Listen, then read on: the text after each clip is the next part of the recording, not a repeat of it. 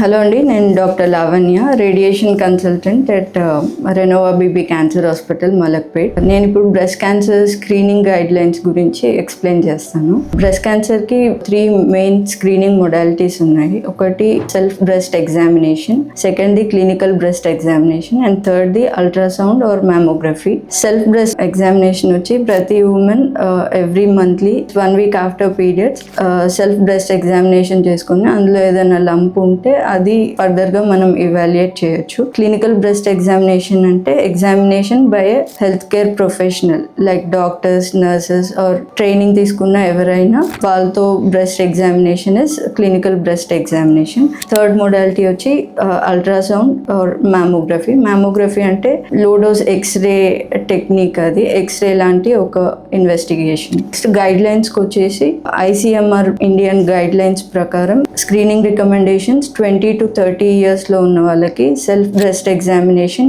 Every monthly, clinical breast examination every 3 years. 3 years కి ఒకసారి clinical breast examination by health care professional. And అందులో ఏమన్నా doubtful ఉంటే ultrasound తో కన్ఫర్మ్ చేసుకోవచ్చు.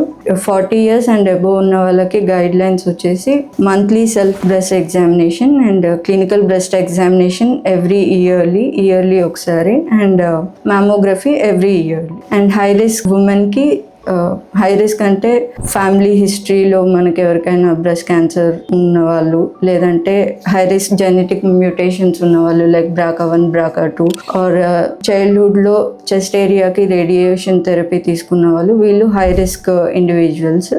వీళ్ళకి స్క్రీనింగ్ 30 years నుంచే రికమెండ్ చేస్తున్నారు. అండ్ 30 years నుంచి mammography, yearly mammography and yearly MRI scan కూడా వాళ్ళకి స్క్రీనింగ్లో మనం చేసుకోవచ్చు. Thank you.